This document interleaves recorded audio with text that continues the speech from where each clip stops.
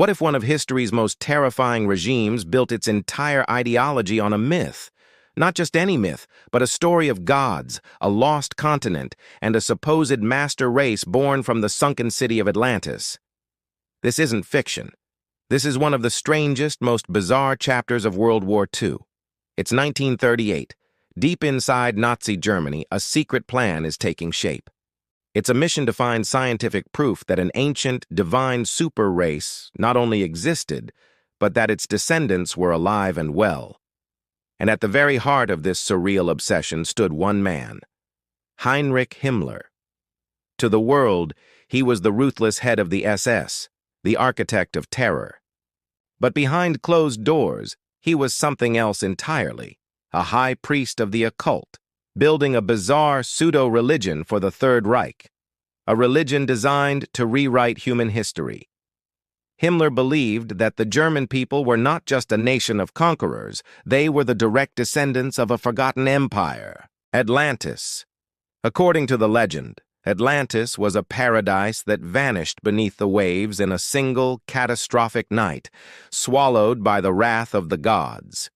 But Himmler's version of the story had a twist. He was convinced that its people, the Atlanteans, had survived. He imagined them spreading their pure bloodline across the globe, leaving their mark on ancient Greece, Egypt, and even the Mayan and Incan civilizations. But this was all just myth and speculation. Myths don't come with footnotes or evidence. Himmler, the meticulous organizer, needed proof. He needed something physical, scientific, and undeniable to validate his twisted worldview. And to find it, he turned his gaze east, to one of the last unexplored frontiers on Earth, Tibet. Why Tibet? Because it was a land of mystery, ancient faith, and profound legends. It was a place the Nazis believed might still hold the last untainted traces of the ancient Atlanteans. This was a secret SS department, staffed with academics and pseudoscientists, devoted to one single mission, uncovering so-called proof of Aryan superiority. Their archives were a strange collection of maps of mythical continents, bizarre skull charts, and interpretations of ancient runes. And at the center of it all was a blank space on their map of history, a space marked simply Tibet. To fill that blank, Himmler needed a man bold enough to face the world's highest, most unforgiving peaks, and loyal enough to serve his fanatical vision without question. But here is the most unsettling part. Schaefer wasn't a crazed mystic or a wild-eyed fanatic. He was a respected zoologist, a scientist. And in this story, the line between sober science and absolute madness is about to blur completely. He was young, brilliant, and already famous. Ernst Schäfer, a zoologist, a hunter, and a daring explorer. In the whirlwind of 1930s Germany, he was a genuine national hero. Imagine this: newspapers hailing him as the German Indiana Jones, the man who had faced the towering peaks of Tibet, and returned with incredible trophies and even more incredible stories of adventure. He was a rock star of the scientific world. But while the public saw a hero, one man saw something else entirely.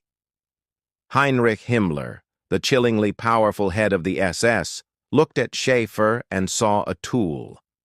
To Himmler, Schaefer wasn't just an explorer. He was the key to unlocking the most audacious myth of the Nazi regime. The idea that the German people were the direct descendants of a lost super race from Atlantis, the ultimate proof of Aryan supremacy. So, Himmler summoned the young explorer to his imposing Berlin office. The offer was intoxicating: unlimited power, endless funding, and a chance for eternal glory. The mission? Lead an official SS expedition deep into the forbidden lands of Tibet. The goal? Find scientific evidence, any evidence, of this lost Aryan super race. Schaefer was trapped. He was a man of science, of tangible facts and observable data, not baseless superstition and racial mythology. He saw the madness in Himmler's eyes. But this was Nazi Germany. Saying no to a man like Heinrich Himmler wasn't just a career-ending move, it could be a life-ending one. The pressure was immense. What would you do? He wrestled with his conscience, but in the end, he agreed. He convinced himself he could navigate this treacherous political landscape. He believed he could keep the expedition purely scientific, focusing on his true passion, studying Tibet's rare and exotic wildlife. He thought he could outsmart the fanatics, use their money for his own research, and keep the ideological madness at bay. He was dangerously, tragically wrong. The moment Ernst Schäfer shook hands with Himmler, he made a pact with darkness. It was a compromise that would stain his legacy forever. He set out on his grand adventure, believing he was in control of his destiny. But the shadow of the swastika was long, and it would follow him all the way to the unforgiving, mystical roof of the world. This journey into the heart of Tibet wasn't just a quest for scientific discovery anymore. It was a descent into the moral abyss of the Third Reich. What he found there would haunt him and history for decades to come. When Ernst Schäfer joined the SS, he thought it was just a strategic move, a political necessity to secure funding for his zoological research and advance his career. He saw it as a means to an end, a ticket to explore the world's most remote corners. But he quickly learned he had stepped into a world far darker and more twisted than he could have ever imagined. In 1935, Heinrich Himmler, one of the most powerful men in the Third Reich, established a new organization, the Ahnenerbe, which translates to the Ancestral Heritage Office. On the surface, its mission sounded academic, almost noble, to uncover the history of the Germanic peoples. But its true purpose wasn't science, it was myth-making. This wasn't research, it was state-sponsored propaganda, an insidious project designed to rewrite history itself and scientifically prove the superiority of the so-called Aryan race. Schaefer, a man of science who dealt in facts and evidence, found himself in a surreal and unsettling environment. He was surrounded not by fellow academics, but by a bizarre collection of mystics, occultists, and outright frauds. These were people who claimed to communicate with ancient gods, who saw profound racial histories in ancient runes, and who measured skulls to fit a preconceived racist narrative. They pored over legends, folklore, and any artifact, no matter how flimsy the connection, that could be twisted to support Nazi ideology. Himmler was the driving force behind this obsession. He genuinely believed in fantastical theories, like the idea that the lost city of Atlantis was a real, ancient, Aryan superpower. He was convinced that survivors of this mythical cataclysm had journeyed to Asia, establishing new civilizations, and that Tibet held the ultimate proof. He believed the Tibetan highlands were the cradle of the Aryan race, a lost homeland waiting to be rediscovered. Schaefer knew this was complete and utter nonsense. As a zoologist, he was trained to observe, document, and draw conclusions based on tangible evidence. The fantastical tales of Atlantis and hidden masters in the Himalayas were the antithesis of everything he stood for as a scientist. But he was also a pragmatist. And more importantly, he was now an SS officer. Voicing his skepticism, calling out the charlatans for what they were, was not an option. It would have been professional suicide, and likely far worse. He was trapped in a web of his own making. So, he played the game. As a scientist, he craved objective facts. But as an SS officer, his orders were to find myths. He had to walk a tightrope, conducting legitimate scientific work while packaging his findings to please his fanatical superiors. Every new species documented, every bone unearthed, every local custom observed had to be filtered through the lens of Nazi ideology.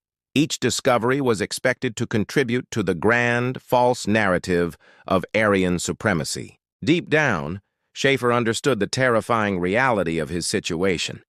This expedition to Tibet, the one he had dreamed of for years, was no longer about expanding human knowledge. It had been hijacked.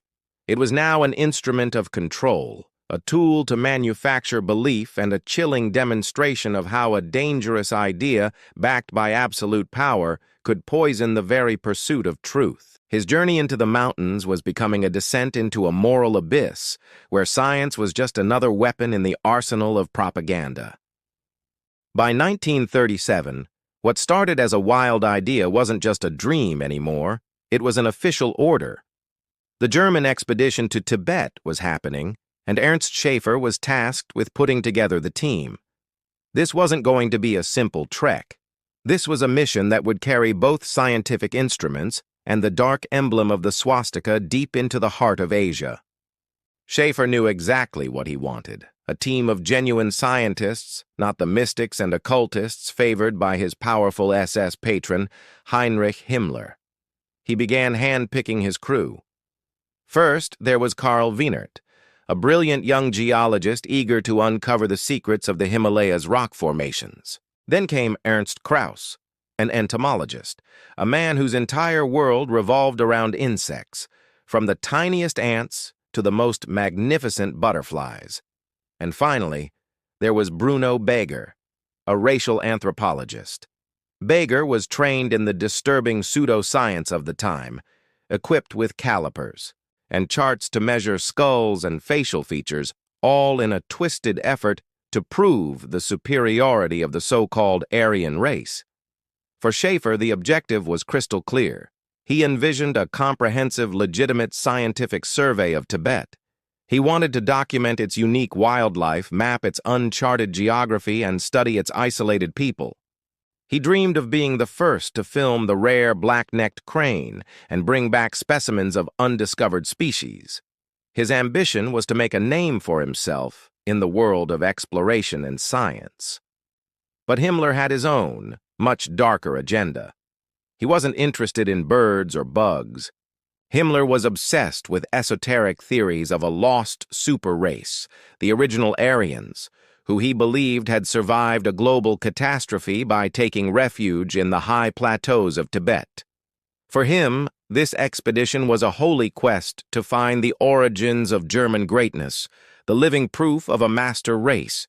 And he made one demand that Schaefer couldn't refuse. Every single member of the expedition had to be an enlisted member of the SS. This was the compromise at the heart of the mission. Science would be forced to serve politics. Schaefer's quest for knowledge would be forever entangled with Himmler's racial fanaticism. As the plans were finalized, the line between scientific curiosity and destructive ideology blurred into an unrecognizable haze.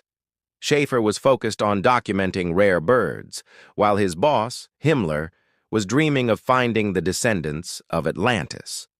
It was in this uneasy, fractured alliance that the expedition finally took shape. Their official mission was to travel across British-controlled India, navigate a maze of political hurdles, and gain entry into the forbidden land of Tibet, a place romanticized in Germany as the last refuge of a forgotten civilization. They packed their crates with state-of-the-art equipment, high-powered rifles for hunting and protection, advanced film cameras to document every step of their journey, and a host of scientific measuring instruments. But they also carried something much heavier, the immense weight of a totalitarian regime that intended to twist their findings into propaganda, to use their discoveries as proof of its own destiny. The journey was no longer just about exploration. It had become something far more ambitious and sinister. It was about rewriting the entire story of humanity itself, shaping it to fit a narrative of power, conquest, and racial purity. The 5 men were about to embark on an adventure that would test their skills, their loyalties, and their morals, all under the watchful eye of one of history's most terrifying organizations. The stage was set, the team was assembled, and the world unknowingly held its breath. In the spring of 1938, a team of SS officers, led by a young zoologist named Ernst Schäfer, departed from Berlin. Their mission was ambitious, even audacious, to reach Tibet, the remote and mysterious roof of the world. As they journeyed across continents, however, the world they were leaving behind was teetering on the brink of total war. In Europe, Hitler's aggressive expansionism was casting a dark shadow, and the continent held its breath. Meanwhile, in Asia, the vast British Empire still held sway over India, its jewel in the crown. From their administrative centers in Delhi and Calcutta, British officials watched every foreign movement near the sensitive Tibetan frontier with deep and growing suspicion. They knew that in this great game of empires, every player had a hidden agenda. So, when whispers of a Nazi-sponsored scientific expedition heading towards the Himalayas reached the British press, those whispers quickly turned into shouts of alarm. Newspapers, eager for a sensational story, splashed dramatic headlines across their front pages. "Gestapo agents in India!" In the eyes of the British authorities and the public, Schaefer wasn't a legitimate scientist on a quest for knowledge. He was a spy, an agent of a hostile regime, sent to stir up trouble on their most vulnerable border. The reaction was swift and decisive. The expedition was immediately blocked. All their painstakingly acquired permits were revoked. Just like that, Schaefer and his team were stranded, their mission seemingly over before it had even truly begun. Everything he had planned for, all the resources he had gathered, seemed destined to crumble into dust. But Schaefer had a powerful and ruthless patron back in Germany, Heinrich Himmler, the head of the SS and one of the most feared men in the Nazi regime. When news of the expedition's predicament reached him, Himmler didn't hesitate. He penned a letter directly to Britain's Prime Minister, Neville Chamberlain. The message was polite on the surface, but the threat underneath was unmistakable. Himmler reminded Chamberlain that Germany still desired peace, framing the expedition as a simple scientific endeavor. The implication was clear. Obstructing it would be seen as an unfriendly act, an unnecessary provocation at a time when diplomatic relations were already stretched to their breaking point. Britain, desperate to appease Hitler and avoid another catastrophic war at all costs, found itself in a difficult position. They couldn't afford to escalate the situation over a small scientific team. Reluctantly, they backed down. Schaefer was given the green light to proceed. However, there was a crucial condition attached.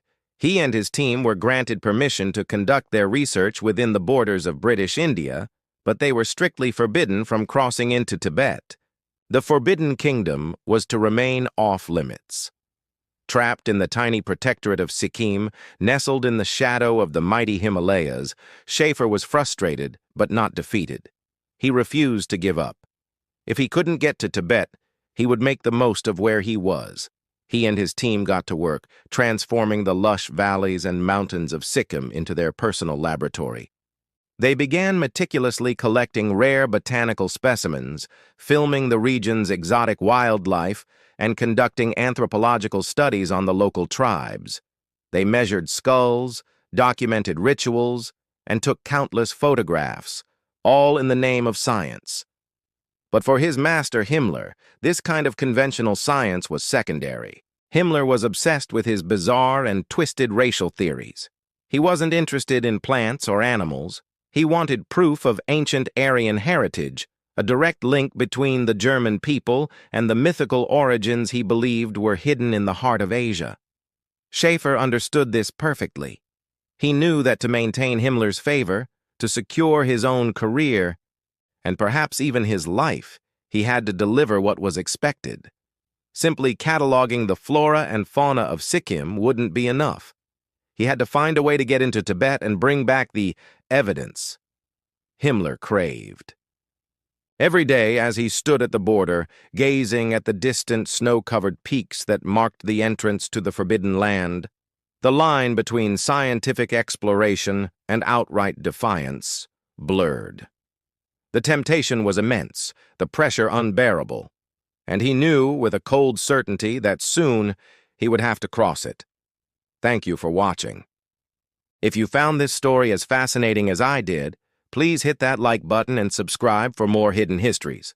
After months of agonizing waiting, a breakthrough finally came.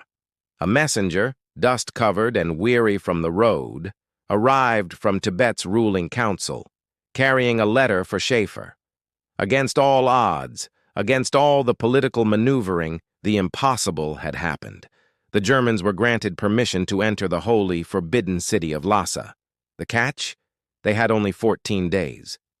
When Schaefer's team crossed the final pass and descended into the Lhasa Valley, they weren't just entering a city. They were stepping into a world that had been sealed off from the West for centuries. This was a place of legend, a realm most Europeans only read about in hushed, fantastical tales. The thin, high-altitude air was crisp and pure. The golden roofs of ancient monasteries glinted under the Himalayan sun like scattered jewels in a vast green bowl. Everywhere they looked, colorful prayer flags, printed with sacred mantras, snapped and fluttered in the wind, carrying their silent prayers across the city's rooftops.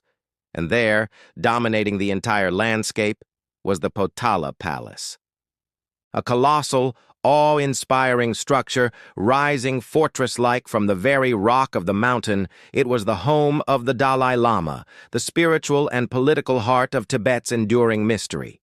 For Ernst Schäfer, this moment was the absolute pinnacle of his ambition. It was a triumph, unlike any other. He had succeeded where the mighty British Empire had repeatedly failed, but their welcome was far from secure. The British representative in the city, Hugh Richardson, was not about to let this intrusion go unchallenged. He worked quietly behind the scenes, a shadow in the diplomatic corridors, whispering warnings to the Tibetan nobles, and urging them to keep their distance from these strange, politically charged visitors. Every greeting was layered with suspicion, every polite nod a calculated gesture. Schaefer, however, was a master of his own game. He understood that science alone wouldn't get him what he wanted. He needed to be a diplomat, a showman. He presented the Tibetan regent with lavish gifts brought all the way from Germany, a telescope, a silver-plated model airplane, and even a small yapping dog which delighted the court. He flattered the officials, speaking of a deep historical friendship that could blossom between Germany and Tibet. Two nations, he claimed, were fighting for their own independence. And then, in a moment of either pure brilliance or calculated manipulation, he made his most powerful move. Pointing to the stark, black swastika emblazoned on his uniform, he looked at the Tibetan officials and said, "Look, we share this sacred symbol." The Tibetans, seeing the ancient clockwise spinning swastika, a symbol they called the Yung Drung, broke into warm, genuine smiles. For them, it was an auspicious sign of good fortune, eternity, and the indestructible nature of the Buddha's teachings. It was a symbol of peace. They had absolutely no idea that thousands of miles away in Europe, this same symbol, twisted and reversed, had been co-opted to represent a doctrine of racial hatred, conquest, and unimaginable violence. That one, simple, deceptive connection was the key that unlocked the city. Doors that had been firmly shut to outsiders for generations were suddenly thrown open. Schaefer and his team were given unprecedented access.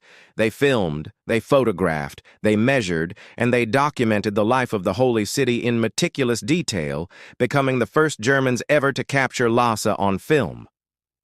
But beneath the surface of official banquets, friendly smiles, and religious ceremonies, a dangerous tension simmered. Every day in Lhasa was a tightrope walk, a carefully choreographed performance. The mission was presented as pure scientific discovery, but it was wrapped in the thick, suffocating layers of geopolitics. The friendships they forged were built on a foundation of profound deception. Schaefer, despite his apparent success, was intelligent enough to see the truth. He had entered the great game in its most remote and mystical arena. He wasn't just an explorer anymore. He was a pawn, deep inside a complex power struggle that had nothing to do with discovering new species and everything to do with global domination. Inside Lhasa, Ernst Schäfer's scientific ambitions hit a wall. The Tibetan government laid down the law: no hunting, no collecting wildlife, no disturbing sacred grounds. For a zoologist whose life revolved around studying nature, This was a form of professional torture. It was a suffocating restriction that flew in the face of everything he had come for. But Schaefer wasn't one to give up easily. Driven by a mix of scientific curiosity and the pressure from Himmler back in Germany, he resorted to stealth. He would sneak out under the cover of dusk, armed with nothing more than a slingshot, to quietly gather a few bird samples. It was a small, almost pathetic rebellion, a desperate attempt to salvage his mission from the dual constraints of Tibetan tradition and Nazi ideology. Meanwhile, the team's anthropologist, Bruno Beger, was finally in his element. He had been waiting for this moment, the chance to conduct his so-called racial science on the people of Tibet. With his calipers and charts, he meticulously measured everything he could: the width of skulls, the length of noses, the color of eyes, even the subtle curvature of fingernails. He was on a quest, searching for physical markers, any tangible evidence that might connect the Tibetan people to the mythical Aryan bloodline that Himmler so fanatically believed in. He was looking for signs of a lost, noble race, the supposed ancestors of the German people, but the more data he collected, the more the fantasy unraveled. Every measurement, every observation, only confirmed what was obvious to any objective eye. The Tibetans were not Nordic. They were not lost Atlanteans. They were a unique and ancient people, with their own distinct heritage, a reality that stood in stark contrast to the twisted racial theories being peddled in Berlin. The data was telling a story, but it wasn't the one Himmler wanted to hear. The expedition, once a novelty, was starting to create friction within the city. Tensions boiled over during the vibrant Lhasa, the Tibetan New Year festival. As Schaefer's team tried to film the colorful ceremonies, their intrusive cameras provoked a group of monks. The monks, seeing the filming as a violation of their sacred traditions, attacked the Germans, throwing stones and driving them away. The message was clear. Their welcome was wearing thin. The initial curiosity had soured into suspicion and resentment. Yet, ironically, on a political level, Schaefer was succeeding. He had managed to charm the regent of Tibet, who saw the Germans not as agents of a hostile regime, but as potential allies against British and Chinese influence. Fooled by Schaefer's smooth diplomacy, the regent extended their stay, completely unaware of the dark ideology the expedition truly served. But while Schaefer played his diplomatic games in the isolated mountains of Tibet, the world outside was hurtling towards war. Back in Europe, the true face of the Nazi regime had been revealed in the horrifying violence of Kristallnacht. The world watched in horror as Jewish synagogues burned and businesses were destroyed. Britain, once accommodating, was losing its patience with Hitler's aggression. The political climate was shifting rapidly, and the storm clouds of war were gathering on the horizon. As Schaefer's cameras captured the last breathtaking images of the Forbidden City, a chilling realization must have settled in. His scientific expedition, his films, his data, it was all being swept up into a narrative far larger and far more sinister than he could have ever imagined. The thousands of feet of film, the meticulous anthropological measurements, the zoological specimens, none of it would be used for pure science. It would be twisted, manipulated, and presented as irrefutable proof of Aryan supremacy and racial destiny.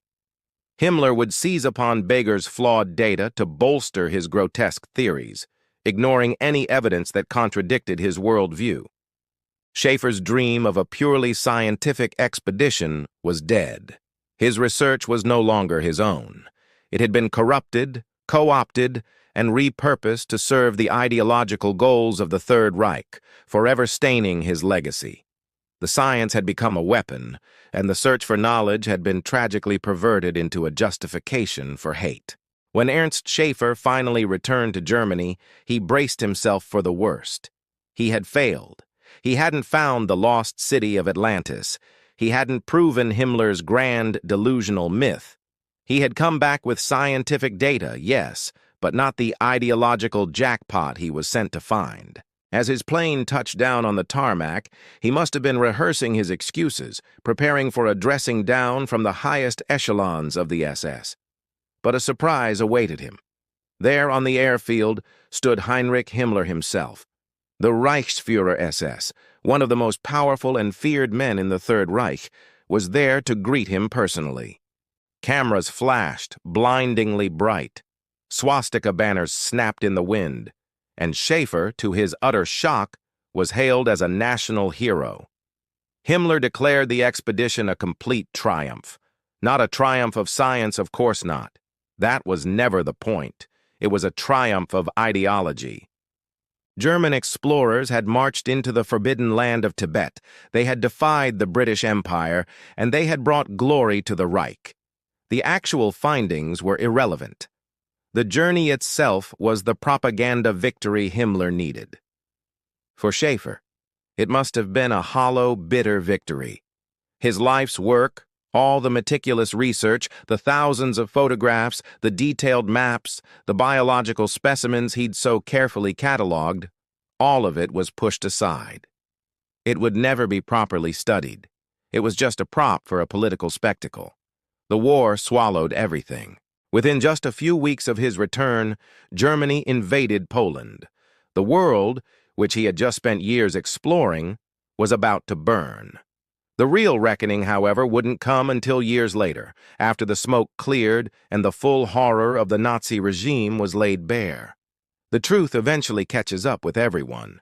Heinrich Himmler, the architect of the Holocaust, the man who sent Schaefer on this wild goose chase, would take his own life with a cyanide capsule before he could face trial for his crimes against humanity. He escaped justice, but not history's judgment. Bruno Beger, the expedition's anthropologist, the man who took those chilling racial measurements of the Tibetan people, would find himself in the dock at Nuremberg. He stood accused of war crimes. His scientific work, his calipers and charts, had been used as a basis for selecting victims for the gas chambers. His research wasn't just abstract theory, it was a tool for murder. And what about Ernst Schäfer, our ambitious scientist? He managed to escape immediate prosecution. He fled to South America, a common refuge for former Nazis, but he could never escape his past. His name would forever be shadowed by the sinister black SS uniform he once wore with pride. He may have seen himself as a pure scientist, but the world saw him as a willing pawn in a monstrous regime. He had dreamed of scientific glory, of making a name for himself through genuine discovery. But in his ambition, he made a deal with the devil. He became part of a dark myth that fueled an ideology of madness and hate. The grand search for a mythical Aryan homeland in Tibet ended not in a legendary discovery but in a very real, very human tragedy. It's a chilling reminder that when science is twisted to serve ideology, when facts are sacrificed for a convenient narrative, truth itself becomes the first casualty, lost forever beneath the waves of history. Hello and welcome to the Sands of Time channel. Today we have very interesting story for you. Have you heard about interstellar secrets hidden in plain sight? Some believe our world holds clues to the existence of extraterrestrials. And today we're taking it back to ancient times to reveal some shocking discoveries. Join me for a journey through history as we uncover the truth behind ancient aliens. Prepare to have your mind blown as we explore the evidence left behind by these celestial visitors. You won't want to miss this. First stop, Chichen Itza, Mexico. Located on the Yucatan Peninsula are the ruins of an ancient Mayan city. The city thrived from 750 to 1200 AD. It was here, in 1969, that Erich von Däniken made an astonishing realization. He stood before the Great Pyramid of El Castillo. He confessed, "I understood nothing." To learn, he studied every text from Central American archaeologists. Then he discovered the Mayan legends. They spoke of visitors from outside. They called them gods. According to Mayan myths, their main deity was Quetzalcoatl. also called Kukulkan or Kukumits. He was described as a winged or flying serpent, a flying snake seen in the skies. Chichen Itza was one of the sacred places. It was said that the gods descended there. They decreed the fate of mankind. Could these myths be more than just stories? Did the Mayans actually witness extraterrestrial beings and worship them as gods? One of the most intriguing aspects of the Maya civilization is their creation story. According to their beliefs, the world was created in 3 stages, each with its own set of gods and rulers. The first 2 worlds were destroyed, leaving only the third, which was inhabited by humans. This myth could be an indication of a cataclysmic event that wiped out previous civilizations. Did the Mayans have knowledge of a time before their own? A time when the earth had been destroyed and rebuilt? Could there be more to the story than just a simple myth? Another piece of evidence that supports the theory of ancient aliens visiting Earth is the discovery of strange structures found throughout Central America. These structures, including the Caracol at Uxmal and the observatory at Chichen Itza, are too precise and advanced to have been created without the help of sophisticated technology. Did the ancient builders use tools and techniques that are beyond our current understanding? How did they create these structures without the use of modern equipment? As we continue our journey through history, we come across another piece of evidence that points to the existence of ancient aliens: the Maya calendar. The Maya kept meticulous records of time and developed a highly accurate calendar system. Their predictions of solar eclipses and other astronomical events were incredibly accurate, leading many to believe that they had knowledge of advanced astronomy and mathematics. Did the Maya receive this knowledge from extraterrestrial sources? Were they able to predict eclipses because they had information that was not available to other cultures? But perhaps the most compelling piece of evidence we have to support the theory of ancient aliens comes from the artifacts they left behind. Many of the statues and carvings depict strange beings with elongated skulls, suggesting that the ancient people may have been in contact with extraterrestrial beings. Did these beings have a significant impact on the culture and society of the ancient world? What kind of influence did they have on the beliefs and practices of ancient civilizations? The evidence for ancient aliens visiting Earth is all around us, hidden in plain sight. From the structures they built to the artifacts they left behind, there are many indications that we are not alone in the universe. So what do you think? Is there anything we missed? Let us know in the comments below. But our journey through time doesn't end here. In the next part of this series, we'll be exploring even more shocking discoveries that challenge our understanding of ancient civilizations. Don't miss out. Now, let's head over to Puma Punku, Bolivia, where we'll uncover more secrets of ancient aliens. But before that, take a moment to show your support. Now, let's continue our journey and discover more about ancient aliens. At Puma Punku, we find another piece of the puzzle that suggests extraterrestrial involvement in ancient civilizations. The site contains megalithic ruins that are thousands of years old, including temples, palaces, and other structures. What makes Puma Punku truly remarkable is the precision with which the stones were cut and fitted together. The level of craftsmanship is so intricate that it defies our current understanding of ancient building techniques. Some of the stones at Puma Punku weigh several tons and are shaped with such accuracy that they fit together like a jigsaw puzzle. How did the ancient builders move and position these massive stones without the use of modern equipment? The answer, according to many researchers, lies in the possibility that ancient aliens provided the knowledge and technology necessary to create these impressive structures. If you're still with me, join me for part 2. we'll travel to Peru and discover even more evidence of ancient aliens at Nazca. But before we go, let me know what you think in the comments below. Do you believe in ancient aliens? Have you ever seen anything that you can't explain? Share your thoughts with the community. Now, let's continue our journey to Nazca, Peru. Here we find another perplexing mystery that challenges our understanding of ancient civilizations. The Nazca lines are a collection of thousands of geoglyphs etched into the desert surface. These lines and designs are so large that they can only be seen from the sky. How did the ancient Nazca people create these enormous designs without the use of modern tools or technology? Once again, the answer may lie in the possibility of ancient aliens providing the necessary knowledge and equipment. If you're as curious as I am, you won't want to miss the next part of this series. In the 1960s, Swiss author Erich von Däniken wrote a book called Chariots of the Gods. In it, he argued that the precision of ancient structures like Puma Punku must have been the work of extraterrestrials. Otherwise, how could primitive man have built such a thing without sophisticated tools?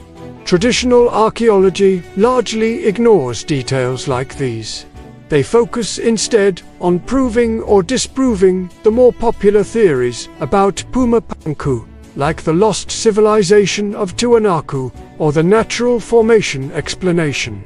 Von Däniken believed that ancient people were not primitive at all. He turned to Palenque.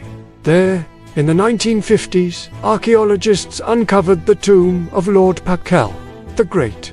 The site is now a UNESCO World Heritage Site, and inside the magnificent Temple of Inscriptions, Pakal's sarcophagus lid contains a strange image. It depicts the ruler in a posture that resembles a modern astronaut seated in a rocket ship. To von Däniken, this was proof that the ancient rulers knew things they weren't supposed to, things like how to fly machines that soar through the heavens.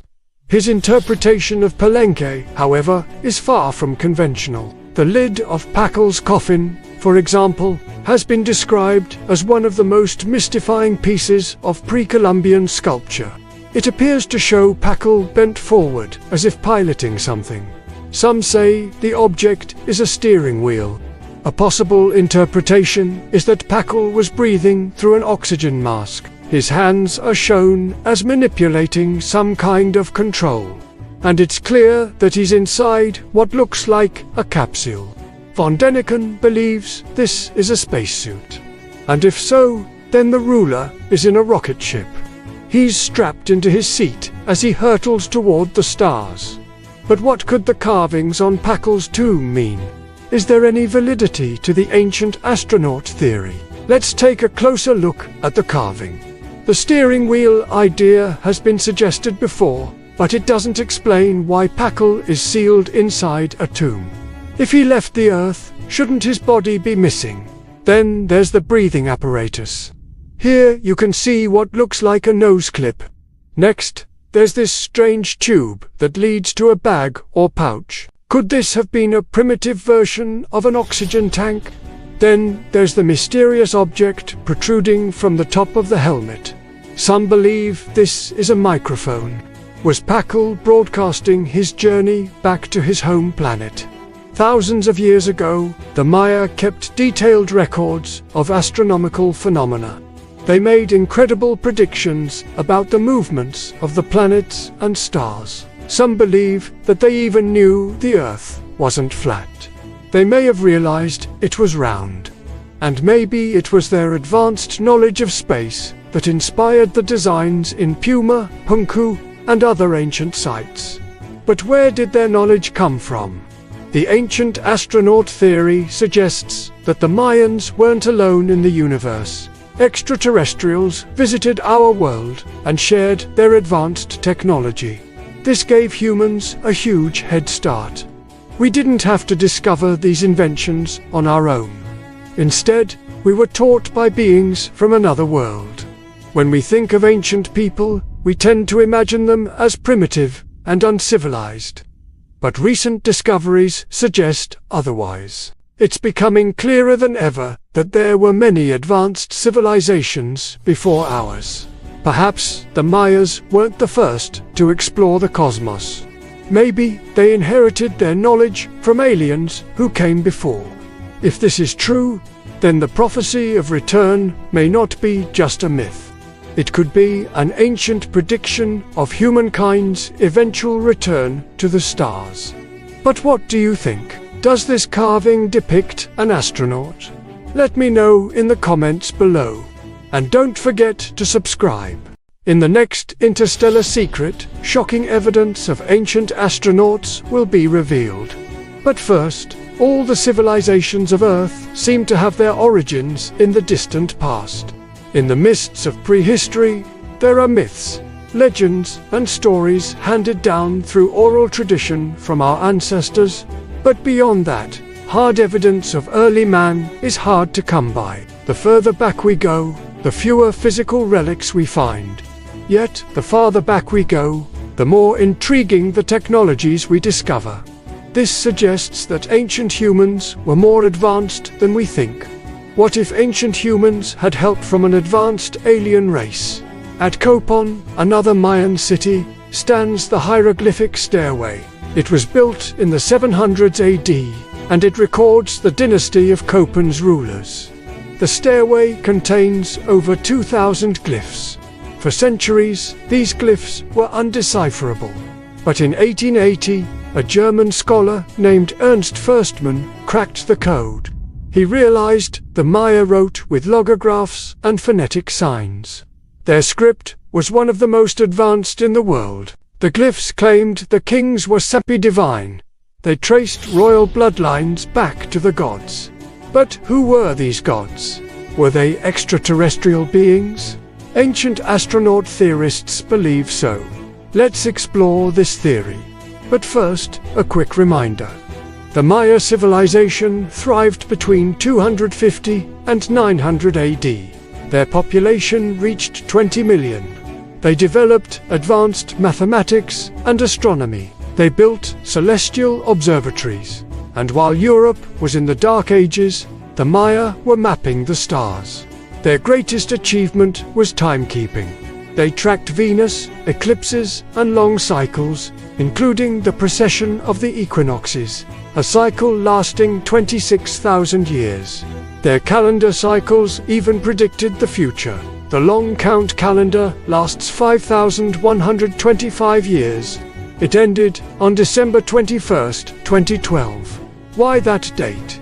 It marked a rare alignment of Earth, Sun, and the galactic center. The Maya called it the birth canal of the universe. To them, the galaxy was a cosmic womb. The ending of the long count cycle in 2012 suggested a rebirth, a transformation of consciousness. But why did the Maya know so much about the stars? Did their knowledge come from the gods or from aliens? Some archaeologists dismissed the idea of ancient astronauts as unscientific. They say the Maya were brilliant astronomers, not extraterrestrial visitors.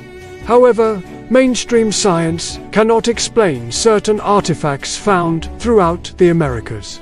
Take, for example, the Nazca lines. Who could have created such elaborate designs? And how did ancient humans align the Great Pyramids of Chichen Itza with the cardinal directions? Mainstream science also struggles to explain megalithic structures like Sacsayhuaman in Peru or the enormous sculptures at Pumapunku. These structures required advanced technology. How else could ancient humans move such large blocks of stone? It's true that mainstream science has made some remarkable discoveries.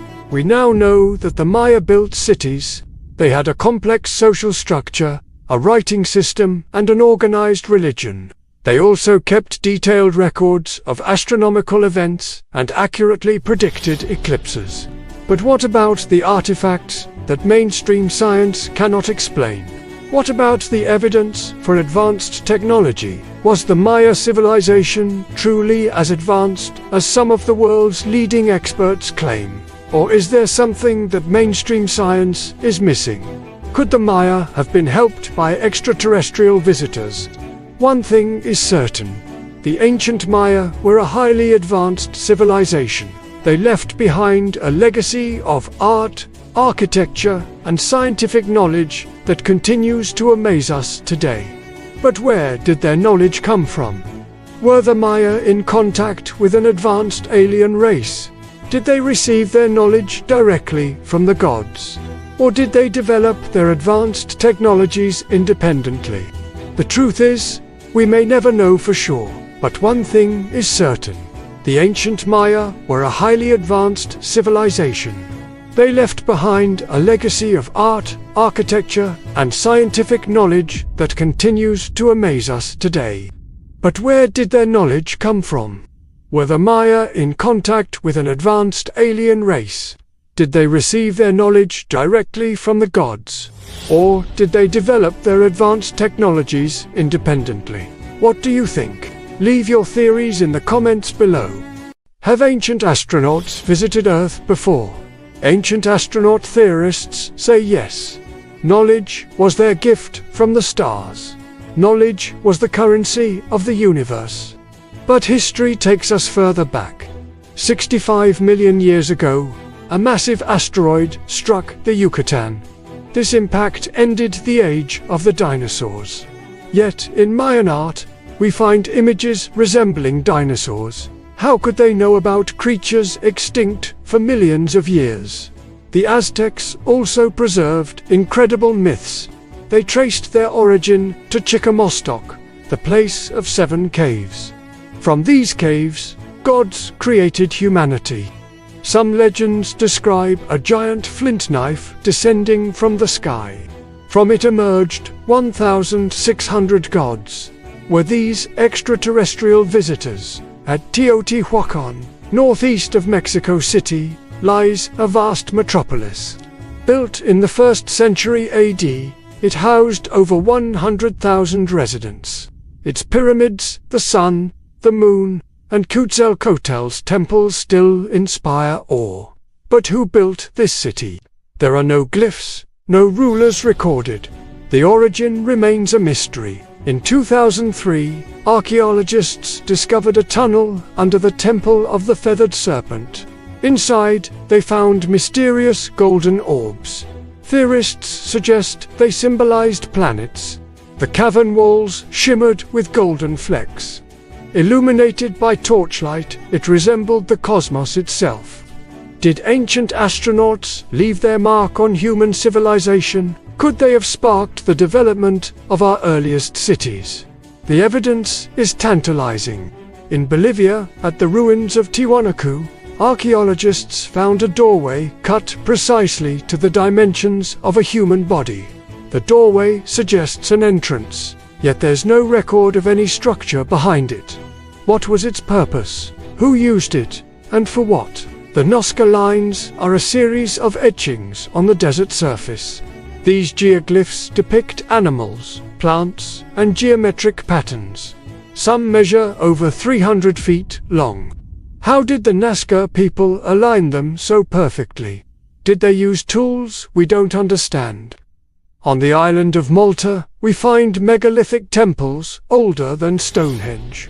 These structures are aligned with the winter solstice. Is this a mere coincidence or evidence of advanced knowledge? Did ancient astronauts help build them? In Peru, the Nazca people left behind a mystery. In the arid desert, they created enormous figures of humans, animals, and plants. Some are over 300 feet long. How did they make such precise markings without modern tools? In the mountains of China, we discover the mysterious tombs of the first emperor. Buried with him were countless artifacts, including a terracotta army. But his actual burial chamber remains hidden. Why? Was he protecting an alien presence? In Egypt, the Great Pyramid of Giza continues to baffle scientists. It's the oldest of the 7 wonders of the world. But who built it and how? Was it a tomb or a temple? What secrets lie within its chambers? In South Africa, the cradle of humankind, reveals ancient mysteries. Here, 2 million years ago, human ancestors roamed the earth. These hominids coexisted with strange creatures like Australopithecus and Paranthropus robustus. Did ancient astronauts encounter these beings? The Orion correlation theory proposes that ancient humans intentionally aligned their structures with those of the stars. This theory challenges conventional history. Proponents argue that complex societies developed earlier than we believe. They also propose that many ancient myths describe extraterrestrial encounters. The evidence is compelling, but mainstream archaeologists remain skeptical.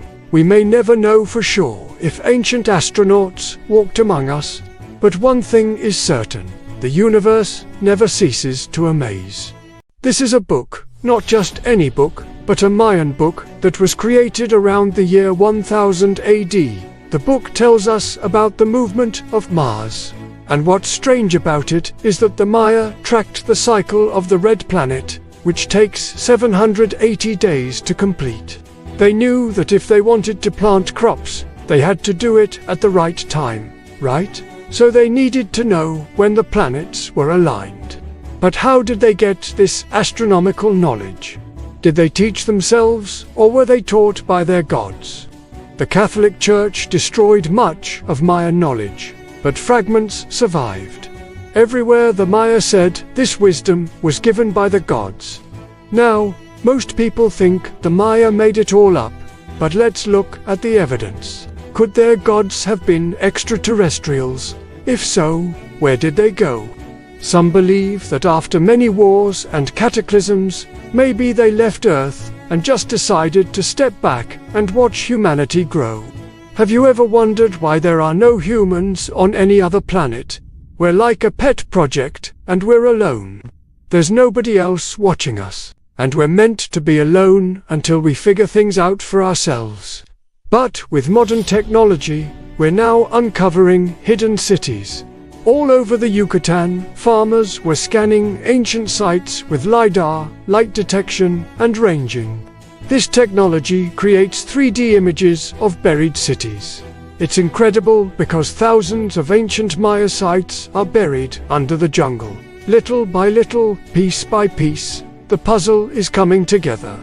Even with only 980 of 1,000 pieces, the picture is becoming clear. The Maya didn't write in a linear fashion. Their books were made of bark paper, and it was extremely labor-intensive. It took 2 months to make one page, so they wrote on both sides. But even with this effort, we have very few codices left. Most of what we know comes from clay tablets. These tablets were made by the Epic of Kings, and they kept track of important dates. They were written backwards, forwards, and upside down, so they could be read from anywhere. Before the Spanish arrived, there were around 40 million Maya. Today, there are less than 6 million. Many died during the conquistadors' genocide, but some fled into the jungle. There's a saying: the mountains are our gods, and the gods are in the mountains. Many retreated to the remote jungle areas and changed their ways. They didn't want to draw attention to themselves. And this is probably why we haven't found any more Maya artifacts since 1900. They've purposely stayed hidden. In fact, the Maya are still around. They're just hiding and waiting for the time when they can come out again and share their wisdom with the world. Nova, the feathered serpent, Quetzalcoatl, Kukulkan, the feathered serpent, appears throughout Mesoamerica. This supreme deity was a bringer of civilization, peace, and knowledge. According to legend, he came from the east across the sea. His followers built temples and pyramids to honor him. And in the Yucatan, they constructed an entire city for him. It was called the City of the Sun, and it was built in his honor. When the Spaniards arrived, they thought he was the devil. When the conquistadors came to Tenochtitlan, they demanded that the statue of Quetzalcoatl be torn down. The Aztec Emperor Moctezuma refused. And when the Spanish destroyed the statue, they were greeted with a plague of frogs. Soon, Cortés and his men were sick with a mysterious illness, and the god of the Aztecs was avenged. But is this story just a myth? What does the science say? Well, we know the Aztecs didn't invent this god. He appears in Maya art from 500 BC. But where did they get the idea for this feathered serpent? Some believe it's a memory of an extraterrestrial landing. At Chichen Itza, the Pyramid of Kukulkan still shows his descent in light and shadow. Every winter solstice, the sun aligns perfectly with the north side of the pyramid. This creates a shadow that looks like a huge feathered snake slithering down the stairs. Could this myth be a memory of a long-forgotten event? Did a feathered spaceship once land in the Yucatan? Maybe. In Greece, we also find dragon houses atop Mount Oki. These structures were built with megalithic stones and are located at an altitude of 5,000 feet. According to legend, Zeus, the supreme leader of the Greek gods, descended to Earth in this very spot. He then fathered a son who would one day become a great hero. Could the dragon have been a craft from the skies? Across the world, myths speak of gods descending from heaven. They were described as serpents, dragons, or beings of light. But what if they were visitors from another world? Ancient astronauts who arrived from the cosmos and then departed just as quickly as they came. Today, archaeologists continue to unearth new evidence. Each discovery pushes us closer to the truth. The truth that humanity may not be alone, that the origins of our civilization may be linked to the stars. Perhaps, one day soon, buried beneath the ruins, we will find the final proof of extraterrestrial contact. The proof of humanity's true origins. The ancient Greeks weren't the only ones to witness strange lights in the sky. The biblical story of Moses and the burning bush is a tale as old as time. When Moses encountered God in the desert, he saw a bush engulfed in flames, yet it was not consumed. Could this have been a UFO that landed in the desert sands? The Bible describes a winged, fiery chariot that ascended into the heavens at such a rapid pace that the ground shook beneath it. Some say this is merely a metaphor, but what if it's a record of an actual event? An event witnessed by thousands of people who looked up and saw a blazing light streak across the sky. Was the prophet Elijah taken off the earth in a column of fire? Was Moses meant to lead his people to the promised land? Because an alien spaceship had landed nearby and its occupants were waiting to meet with him. Did ancient humans see more than we are able to today? Number 4. Gods of the sky. Were the ancient gods nothing more than misunderstood aliens? Across the globe, deities have been worshipped in the form of animals. In Egypt, it was the cow goddess Hathor, while the Aztecs revered the feathered serpent god Quetzalcoatl. Even the Christian God was once described as having the body of a fish. Could these stories be symbolic representations of real-life extraterrestrial encounters? What if the gods really are gods? Not gods of the earth, but gods of the sky. Visitors from distant planets who appear as divine beings to those who look up in awe at their incredible powers. These deities may not be all-knowing, but they do possess advanced technology that enables them to perform miracles.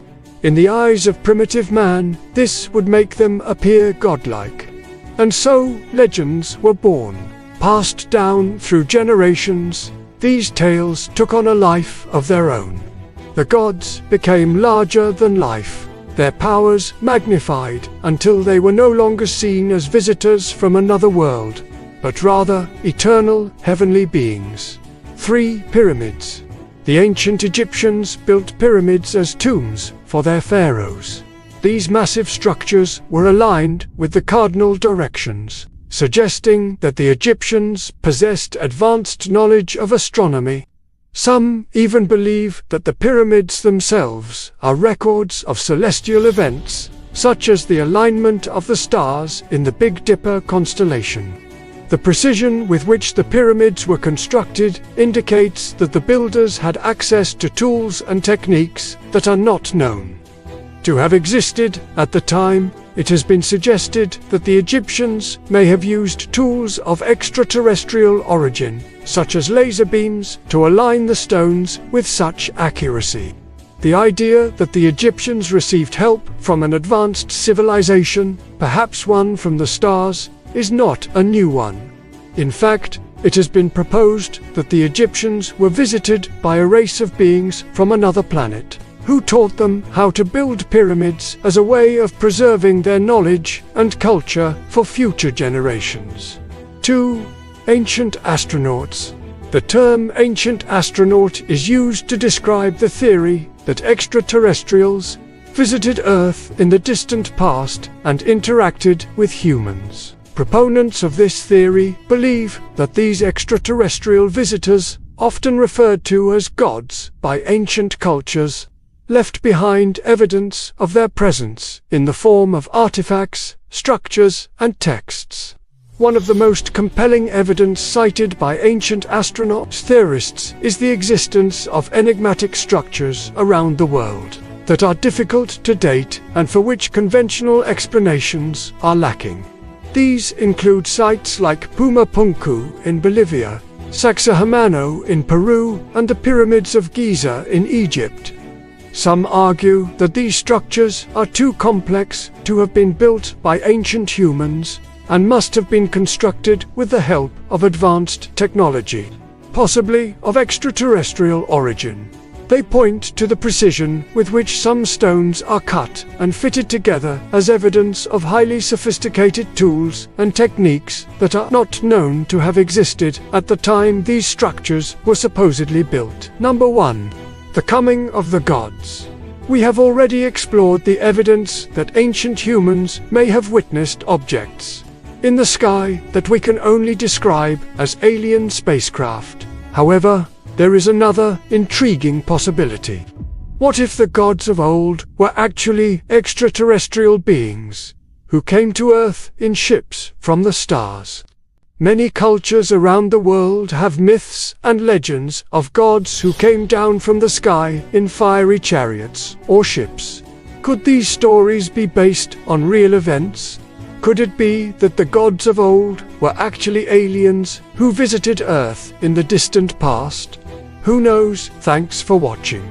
Do you think the gods were actually aliens? Let me know your thoughts in the comments below.